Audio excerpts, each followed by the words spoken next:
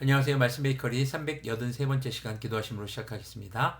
거룩하신 주님 감사합니다. 주님의 말씀을 묵상합니다. 성령님께서 말씀에 조명이 되어 주시옵소서. 우리 주 예수 그리스도님의 이름으로 기도합니다. 아멘. 네, 오늘 보실 말씀은 누가복음 4장 1절에서 15절까지의 말씀입니다. 예수님께서 성령님으로 가득하여 요단강에서 돌아오셨다. 그리고 그는 성령님께 이끌려 광야로 가셔서 40일 동안 악마에게 시험을 받으셨다.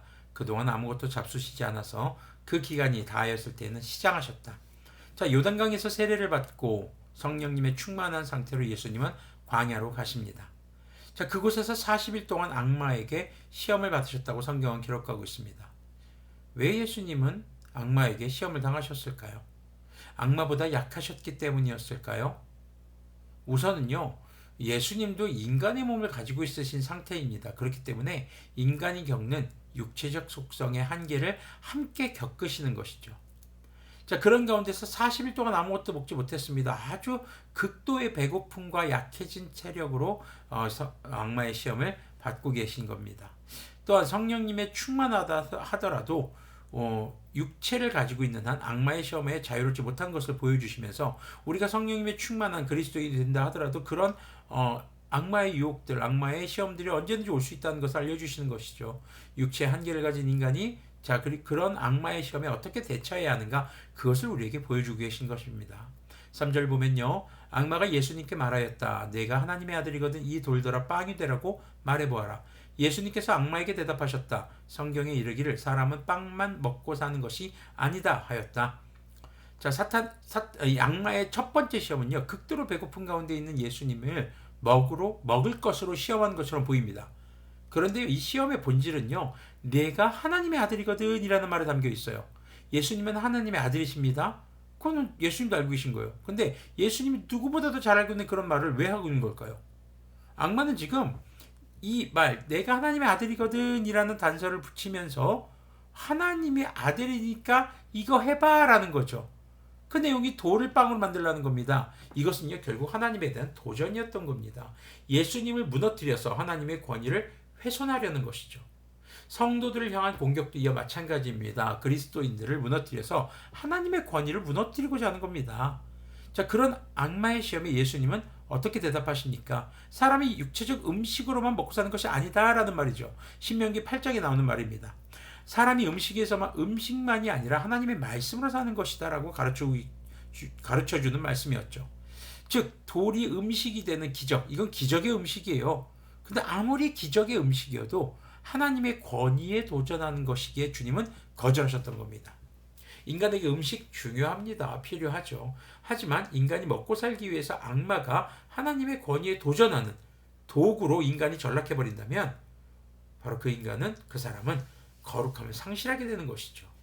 5절을 보니까요, 그랬더니 악마는 예수님을 높은 데로 이끌고 가서 순식간에 세계 모든 나라를 그에게 보여주었다.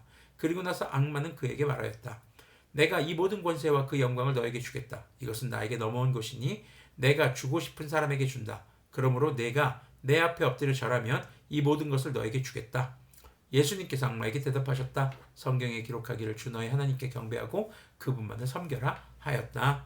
자, 두 번째 악마의 이 시험은요, 예수님에게 바로 악마 자신을 경배하면 지금 일반적인 모든 사람들이 원하는 거, 너한테 네가 원하는 거 다 줄게.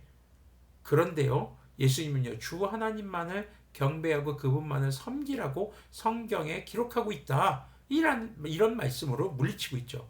세속적인 부귀영화를 누리기 위해서 악마를 숭배하고 죄의 어떤 자신의 삶을 넘기는 그런 일을 경계해야 하는 것을 보여주고 계신 겁니다.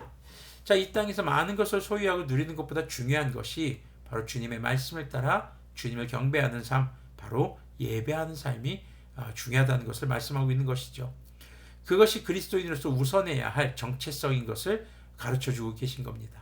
자, 이제 세 번째 시험으로 넘어가 봅니다. 9절부터 보면요, 그래서 악마는 예수님을 예루살렘으로 이끌고 가서 성전 꼭대기에 세우고 그에게 말하였다.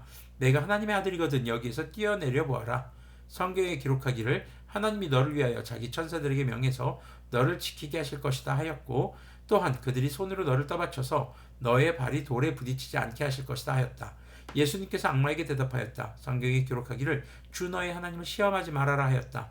악마는 모든 시험을 끝마치고 물러가서 어느 때가 되기까지 예수님에게서 떠나 있었다.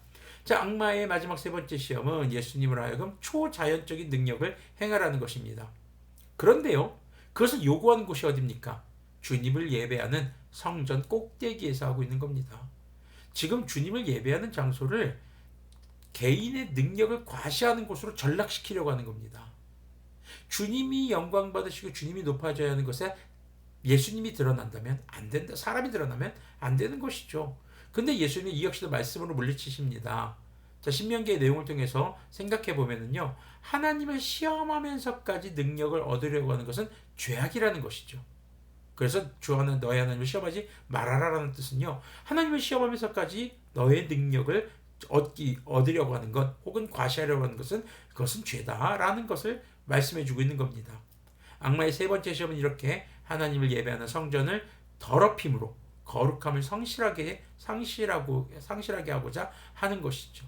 오늘 그리스도인들이 우리가 드리는 예배, 우리가 행하는 예배와 그리고 우리가 섬기는 교회를 어쩌면 이렇게 타락시키고 있지는 않은지 돌아보아야 할 문제이기도 할 것입니다. 자, 14절부터 보면요, 예수님께서 성령님의 능력을 입고 갈릴리로 돌아오셨다. 예수님의 소문이 사방의 온 지역에 두루 퍼졌다. 그는 유대 사람의 여러 회당에서 가르치셨으며 모든 사람에게서 영광을 받으셨다. 악마의 모든 시험을 주님의 말씀으로 이기신 예수님은 이제 갈릴리에서 사람들에게 구원의 복음을 전하시며 하나님의 뜻을 가르치시기 시작합니다. 자, 예수님께서 시험을 겪는 모습은 자칫하면 예수님이 굉장히 연약한 예수님으로 오해될 수 있습니다. 하지만 예수님은 인간의 육체를 입고 이 땅에 오셔서 인간이 겪는 시험을 몸소 겪으시면서 그런 시험들에 대해 그리스도인들은 어떻게 대처해야 하는지를 몸소 보여주고 계신 것입니다. 그리스도인은 그 어떤 기적 같은 일이라도 주님의 권위에 도전하는 것에 휩쓸려서는 안 됩니다.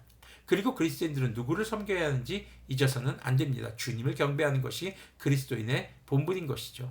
주님을 섬기고 주님을 경배하는 것, 그것이 비록 이 땅에서 악마를 섬기는 사람들보다 더 많은 것을 누리지 못하는 삶이 될 수도 있습니다. 그러나 더 많이 누리고자 하는 것이 바로 자신에게 허락된 것보다 더 많은 것을 갖고자 하는 욕심인 것을 깨닫고 주님께서 주시는 일용할 양식에 감사할 줄 알아야겠죠. 그리스도인은 무엇보다도 하나님을 경배하며 예배하는 사람들입니다. 교회가 바로 그런 곳이죠. 그런 사람들에게 우리 주 예수님 다시 오실 날 이루실 구원의 완성과 주님의 나라라는 상급이 주어지게 되는 것입니다. 마지막으로 우리는 예배와 교회의 거룩함을 훼손해서는 안 됩니다. 자신의 이익을 추구하거나 자신의 능력을 과시하는 용도로 예배와 교회를 이용해서도 안 될 것입니다. 주님을 높이고 경배하면서 이웃을 자신의 몸과 같이 사랑하는 자들, 그 사람들이 바로 그리스도인이고 그런 사람들이 모여있는 것이 교회인 것을 우리는 기억해야 하겠습니다.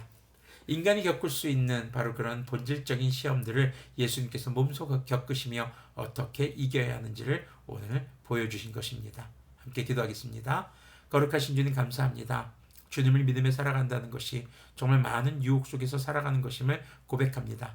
주님, 우리들이 정말 그 많은 유혹 속에서 정말 예수님께서 당하셨던 시험을 늘 기억하며 우리가 하나님의 영광을 가리지는 않는지, 하나님의 권위에 도전하는 그런 악마의 도구로 전락하고 있지는 않은지, 우리가 예배와 교회를 나 자신을 과시하고 내가 원하는 것을 얻고 정말 나의 욕심을 채우기 위한 수단을 사용하지 않는지 늘 경계하며 정말 우리의 예배와 교회가 거룩함을 잃지 않도록 깨어있는, 그렇게 주님께서 거룩하시듯 우리도 거룩할 수 있는 그리스도인들이 되도록 긍휼을 베풀어 주시옵소서. 우리 주 예수님의 이름으로 기도합니다. 아멘. 네, 여러분들이 하나님의 일과 세상의 일, 하나님의 일과 악한 일, 선한 일과 악한 일에 고민에 쌓일 때 예수님께서는 어떻게 시험을 이기셨는가를 기억하시기를 소망합니다.